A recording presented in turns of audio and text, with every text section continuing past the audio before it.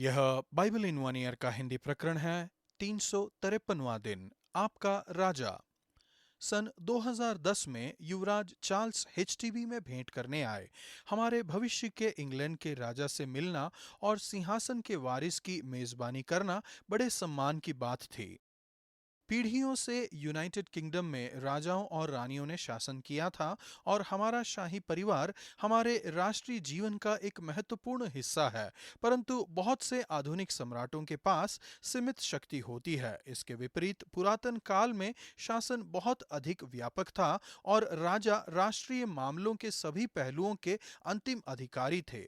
हमारे पुराने नियम के लेखांश में हम पारस और इस्राएल के राजाओं के शासन काल के बारे में पढ़ते हैं, पर इसके साथ साथ हर एक लेखांश एक और महान राजा की तरफ संकेत करता है, जो कि परमेश्वर हैं।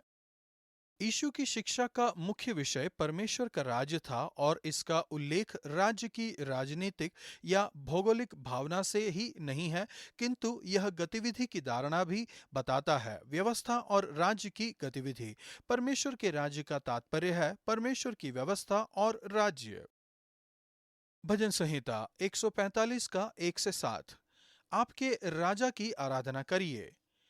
हे मेरे राजा दाऊद, मैं तेरे नाम को सर्वदा धन्य कहूंगा।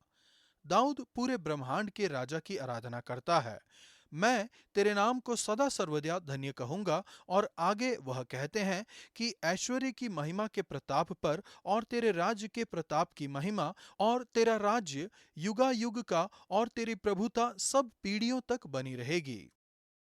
दाऊद अपने राजा की आराधना हर दिन करता है। प्रतिदिन मैं तुमको धन्यवाद कहूंगा और कहता है कि वह आराधना सदा सर्वदा करता रहेगा।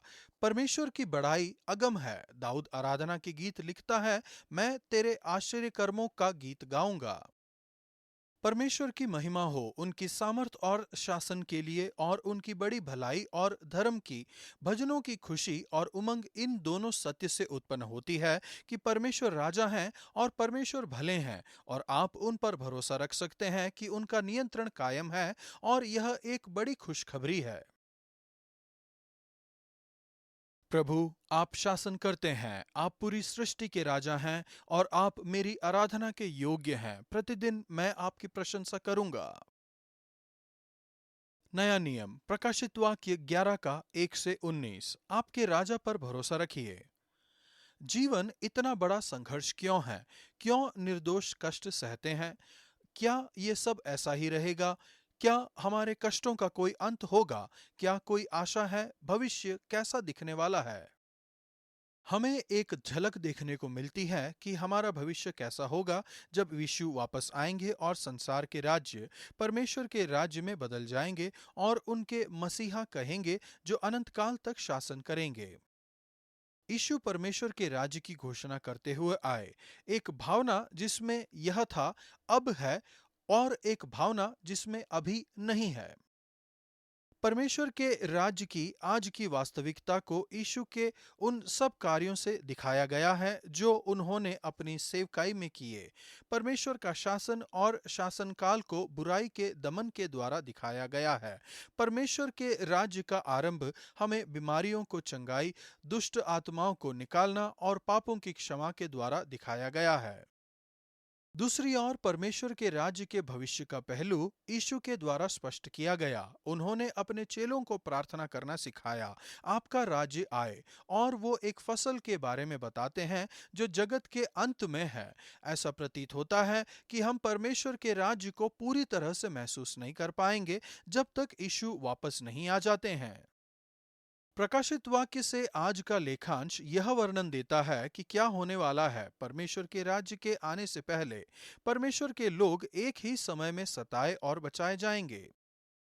वहां दो गवाह होंगे। पहले की व्यवस्था प्रणाली में हमेशा दो गवाह की आवश्यकता होती थी। यीशु हमेशा अपने गवाहों को दो दो करके भेजते थे। यहाँ दो गवाहियां हैं। मूसा, जिसने पानी को रक्त में बदला था, और जिसने आकाश को बंद कर दिया था। इन दो नबियों ने पृथ्वी के लोगों के विवेक को जागरूक किया और उनके पापों के आनंद को नामुमकिन बना दिया। इन दोनों नबियों ने 1260 दिनों तक या 52 महीने या 3.5 सालों तक भविष्यवाणी की। शायद यह एक चिन्ह है उस अवधि का जो यीशु के पहले और दूसरे आगमन के बीच में है। लेकिन अंत से थोड़ा पहले जानवर द्वारा मारे गए उनके शरीर बड़े नगर के चौक में पड़े रहें। ये बेबीलोन या रोम है, अपने प्रतीकात्मक नामों के साथ, जो सोदोम और मिस्र है और जहां उनके प्रभु को क्रूस पर चढ़ाया गया था, जो कि यरूशलेम है। बहुत ही कम समय के लिए 3.5 दिन सब उनके मरने पर आनंद मनाते हैं। फिर परमेश्वर उन्हें जिलाते हैं। परमेश्वर की जीवित आत्मा उनके अंदर समा जाती है और वो दोनों अपने पैरों पर खड़े हो जाते हैं। परमेश्वर की ओर से जीवन की आत्मा उनमें पैठ गई और वे अपने पांवों के बल खड़े हो गए और उनके देखने वालों पर बड़ा भय छा गया। जैसे ही अंतिम निर्णय का समय समीप आया, उन्हें स्वर्ग में ले लिया गया। और यह वो क्षण है जब 7वीं तुरही की ध्वनि सुनाई पड़ती है। एक तिगुना अनुक्रम होता है। पहला, अंत में परमेश्वर का राज्य अपनी पूरी भरपूरी से आता है। दूसरा, सारी कलीसिया 24 प्राचीन राजा की आराधना करते हैं, अपने मुंह के बल गिरकर परमेश्वर को दंडवत करते हैं और कहते हैं, हम आपका धन्यवाद करते हैं परमेश्वर सर्वशक्तिमान, जो है और जो था। आपने अपनी बड़ी सामर्थ से राज्य किया है। तीसरा अंतिम निर्णय शुरू होता है। मिटाने वाले खुद मिट जाएंगे। परमेश्वर अपने नबियों और संतों को, दोनों छोटे और बड़े को, पुरस्कृत करेंगे। प्रकाशित वाक्य में ये दृश्य प्रतीकात्मक है। मूसा और एलिया, ये दो परमेश्वर के गवाह हैं, महान सामर्थ और शक्ति के दो रूप हैं, जिन्होंने विरोध और कष्टों का सामना किया अपनी अंतिम पुष्टि से पहले। यह एक सच्चाई है जिसकी आपको अपेक्षा करनी है। इस सदी में जो यीशु की पहली और दूसरे आगमन के बीच है, यह सदी जिसमें आप अभी जीवित हैं, परमेश्वर के राज्य और पशु के राज्य के बीच एक संघर्ष चल रहा है, और यह एक ऐसा संघर्ष है जिसका अंतिम परिणाम आपको पता है। आपके संघर्ष का अंत होगा। निर्दोष फिर कभी कष्ट न उठाएंगे। भविष्य के लिए एक महान आशा है। यीशु वापस आएंगे और वो अनंत काल तक राज्य करेंगे। प्रभु, आपको धन्यवाद कि एक दिन इस संसार का राज्य हमारे प्रभु और उनके मसीह का बन जाएगा और आप युग युग तक शासन करेंगे। पुराना नियम एजरा 4 का 6 से 5 के 17 तक। अपने राजा पर भरोसा रखिए। क्या कभी आपकी अन्यायपूर्ण आलोचना की गई है, आपके मालिक से या किसी से जो अधिकार में है? क्या कभी आपको ऐसा लगा है कि परमेश्वर के कार्य में बाधा उत्पन्न की जा रही थी या विरोधियों द्वारा रुकावट पैदा की गई हो, एक स्थानीय परिषद द्वारा, आपके मालिक के द्वारा या दूसरे लोगों के द्वारा जो अधिकार में है? मानव नेता शक्तिशाली हैं और वे अपने शक्ति का इस्तेमाल भलाई या बुराई के लिए करते हैं। अर्थक्षत्र फारस का राजा था। उसे एक पत्र मिला जिसे हम खौफनाक पत्र कह सकते हैं। यह पत्र उनकी ओर से आ रहे थे जो परमेश्वर के कार्य के विरोध में थे, और ये पत्र चापलूसी, सत्य और झूठ से भरे हुए थे।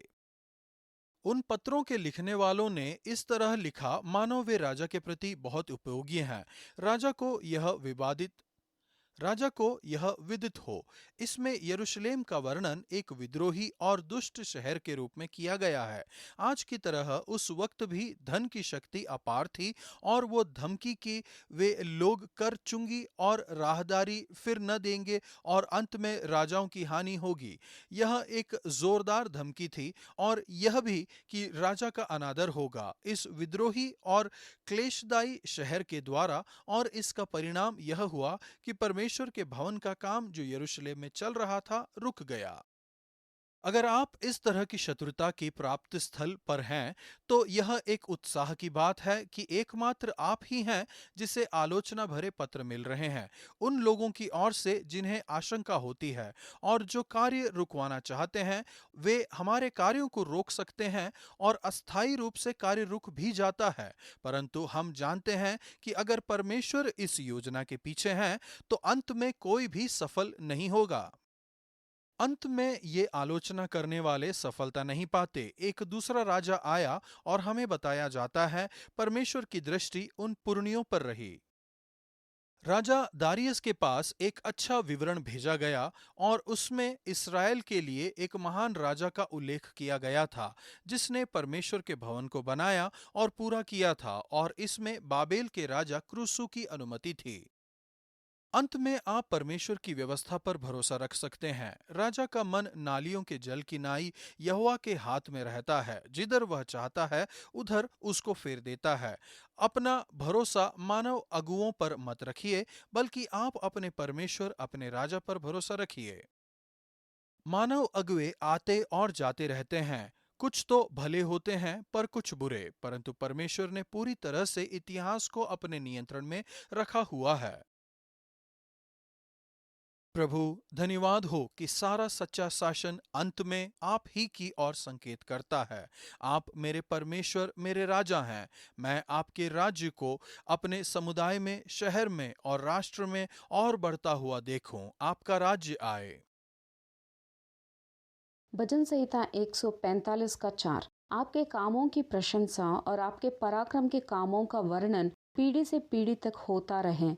हमारी जिम्मेदारी है कि हम सुसमाचार को अगली पीढ़ी को बांटें और उन सब कहानियों को बताएं जो अच्छी चीजें परमेश्वर ने हमारे जीवन में की हैं। आज का वचन, प्रतिदिन मैं तुझको धन्य कहा करूंगा और तेरे नाम की स्तुति सदा सर्वदा करता रहूंगा। भजन संहिता 145 का 2।